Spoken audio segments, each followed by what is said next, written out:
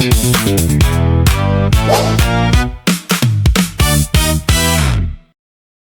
are walking into an important meeting. The new manager smiles and says, "Tell us what you do here." Easy. I confidently say I am work in marketing. Oh no, the grammar alarm is ringing. Wait, did I mean I do working in marketing? Now I am just guessing. Hello everyone. Welcome back to Everyday English Learning. Clear conversations for everyday life. Hi there, I'm Jake. And I'm Lily. Today, we are rescuing the 3 most confused verbs in the English language. Be, do, and have. They look so small and harmless on a vocabulary list. But when you need them in a real conversation, they can cause absolute panic. Your brain just grabs the first one it sees, and suddenly they are fighting each other. That is how a smart person accidentally says, "I am agree," or "I have hunger." It feels terrible because you know the right meaning, but the tiny words betray you. You should not feel bad. This happens because these 3 verbs live a double life. Right. Sometimes they are the main action, and sometimes they act as invisible helpers. Today, you will not need to memorize another complicated grammar chart. We are going to step away from the textbook and look at natural situations. By the end of this episode, you will have reliable sentence frames that feel safe to use. We will also slow down for meaning moments later to practice the most useful patterns. I think we should start with your marketing introduction. Yes, let us find out why I am work sounds so strange to a native speaker. So, you are sitting in the meeting and you say, "I am work in marketing." The manager smiles, but I can see a tiny moment of confusion in their eyes. That tiny moment is what we want to fix. Why does that sentence feel wrong? Because I am trying to use 2 main verbs at the exact same time. Exactly. Am is a form of the verb be. Work is an action. In many languages, it makes perfect sense. You just want to connect yourself to the job. It feels very logical when you translate it directly. Right. I plus am plus work. I exist, and my job is marketing. But in English, be verbs describe a state of being. They talk about who you are, how you feel, or where you are. So I can safely say, I am a marketer, or I am tired, or I am at the office. Yes, those are states. You simply exist in those conditions. But work is an action. It is something I actively do every single day. And simple actions do not need the verb be to help them. They can stand alone. I just need to say, I work in marketing. That is the shift. You do not need to announce your existence before you state your action. Okay, but this is where my brain freezes. What if I want to describe something happening right now? That is when be steps back.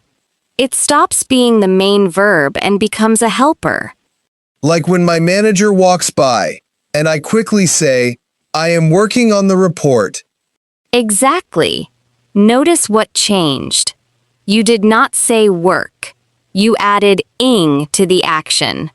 So they can be in the same sentence, but only if the action word changes its shape. That is a helpful way to picture it. They cannot both act as the boss. One has to be the leader, and one has to be the assistant. Yes. When they fight for control, the grammar breaks. This makes perfect sense for be and do, but how does have create so much trouble in basic conversations? Oh, where were you? I was at a business lunch with a client.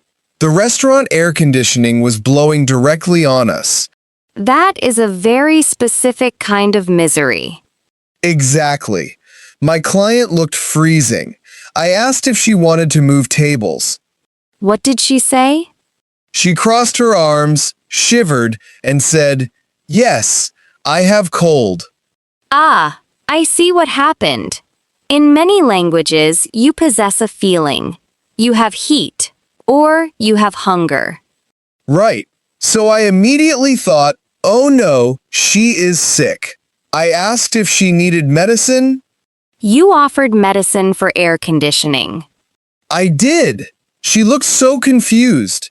She just wanted a warmer table, and I treated her like a medical emergency. That is a perfect example of why these verbs matter. Have usually means possession. You own something or you carry a sickness. Like, I have a car, or I have a cold. Yes.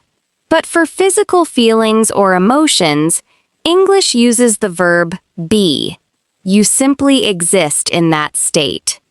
So she just needed to say, I am cold. Exactly. The reliable frame is I am plus the adjective. I am hungry. I am cold. I am tired. That makes sense. But just when I think I understand, do enters the room and ruins everything. Do is definitely the trickiest one. It loves to hide. Yesterday, a new coworker walked up to my desk. He wanted to ask if I was busy. What did he say? He looked at my monitor and asked, "Are you have a minute?" That is the classic struggle. He mixed be and have to ask a question. Right. He knew have was the main action, but he used are to start the question. Because in simple English sentences, main verbs cannot ask questions by themselves. They need an invisible helper. And that is where do finally gets a job. Yes. To ask a question with have, you use do. You do not just swap the words. The safe pattern is, do you have? Do you have a minute? Exactly. Do opens the door, and have sits comfortably inside the room. Okay, so do is the helper for questions. But what happens when you need to say no? Does do stay or does it disappear again? Do definitely stays. When you say no in English, the main verb cannot stand next to the word not by itself. So I cannot say I have not a minute. Yes, it needs support. So do steps in to help. You say, I do not have a minute. Have is still the main event, but do helps deliver the negative message. Right, do is very hardworking, but I think I know where the real panic happens for many people. Is it when the main verb and the helper verb are the exact same word? That is the one. The double verb. That is the final boss of grammar confusion. A coworker told me last week, I do not do the marketing design. My brain heard do twice and completely crashed. It feels like a mistake when you hear it. Why would anyone say the exact same word twice in 3 seconds? If I translate that directly, it sounds foolish. I wanted to ask him, wait, which do is the real one? But this is the important distinction. They look identical, but they are doing two completely different jobs in the sentence. Like two people wearing the same uniform, but one is the boss and one is the assistant. That is a perfect image. In that sentence, the first do is just the assistant. Its only job is to hold the word not. It carries the negative sign, and then it disappears from the meaning. Exactly. The second do is the boss. It holds the actual meaning of performing the task. So they are not fighting, they are actually working together. Yes. And this happens with have as well. Someone might say, I have had a long day. Oh, I hear that one all the time. The first have is the assistant. The second one holds the meaning of experiencing the day. That makes logical sense now, but in a fast conversation, I am not analyzing grammar managers. No, you are just trying to survive the moment without sounding strange. Right. I need a way to build these everyday sentences without freezing every single time. To avoid freezing, you just need a simple mental filter. I call it the one boss rule. The one boss rule. I like that. How does it work? Every basic English sentence has one boss verb. Before speaking, quickly ask yourself, am I describing a state, an action, or a possession? Okay, so if I want to state my age, what is that? Because translating directly, I want to say, I have 30 years. That is a very common mistake. In English, age is a state. You do not carry years in a bag. You exist in that condition. So the boss has to be a form of be. I would say, I am 30 years old. Exactly. Now let us try an action. Someone presents a new strategy, and you completely support it. The action is agree, but my panicked brain wants to say, I am agree. Apply the rule. Agree is already a strong action. It is the boss. It does not need am to exist. I just need to say, I agree. Yes. And what if you do not support the strategy? The main action is still agree, but I need to say no. So the assistant steps in. I do not agree. That is right. The assistant holds the negative sign, and the boss keeps the actual meaning. I want to test this with the listener right now. Let us try it. Imagine you want to describe a physical feeling, like needing food. Is that a state, an action, or a possession? Complete this sentence in your head. Do you say, I have hunger, or I am hungry? It is a state. You exist in that feeling. So the natural answer is, I am hungry. You only use have when you actually possess something, like an apple. I have an apple. That simple check will save you from so many awkward direct translations. The filter definitely helps, but I need these everyday patterns to be completely automatic. Can we slow down and review the safest ones? Yes, let us slow down for today's meaning moments. This is where you can lock in the patterns to use them under pressure. Our first pattern is for physical feelings.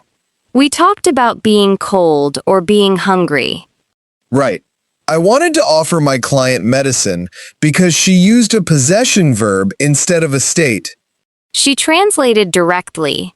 But in English, feelings are a state. You simply exist in that condition.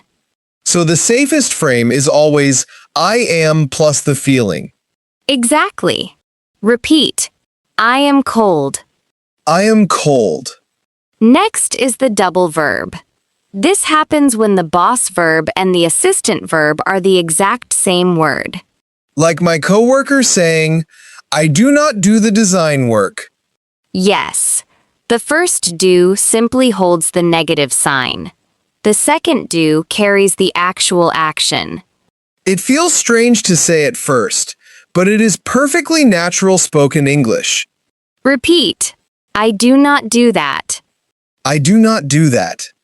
This double pattern also happens with have. People often sigh and say, I have had a long day. Oh, I hear that phrase constantly at the end of the week. The first have is the invisible helper. The second one means you experienced the difficult day. That distinction really helps. Let us move to say it better. Let us fix a very common office error. Basic sentence, are you have a minute? The listener knows what you mean, but have needs the word do to ask a question. A stronger version is, do you have a minute? That opens the conversation much more smoothly. Another basic sentence, I am agree with the new strategy.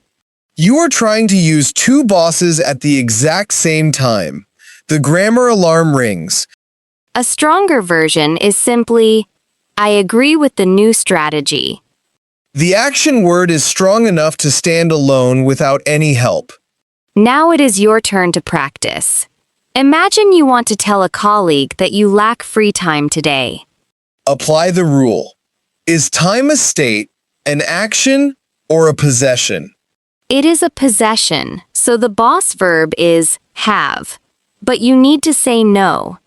Complete this sentence in your head. Do you say, I am not have time, or I do not have time? The safe answer is, I do not have time.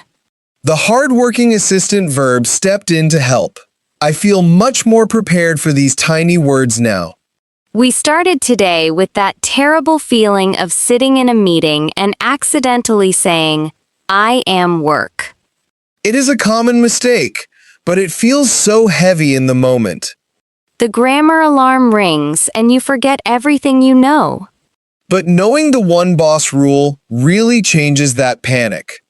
Exactly. You just quickly ask yourself what kind of message you are sending. If it is an action, the action verb is strong enough to stand alone. If it is a state, like your age or a feeling, you use a be verb. And if you actually possess something, like a schedule, you use have. When they try to share the boss position, the sentence breaks. Unless one of them is just acting as the invisible helper to ask a question. That is the whole system in a few simple rules. Your small action for this week is very practical. Before you send your next email or text message, check your verbs. Look for sentences where am and another action verb are fighting for space. Just pause, pick the real boss, and delete the extra word. For today's comment challenge, we want you to practice a state of being. Write one short sentence in the comments describing how you feel right now. You could say, I am happy, or I am focused. If this conversation helped untangle these tiny words, please subscribe to Everyday English Learning. It helps us create more clear, low-pressure conversations for you. Thank you for spending part of your day with us. The smallest words do not have to control your confidence. I'm Lily. And I'm Jake. We will talk to you soon. Pick one boss and have a great week.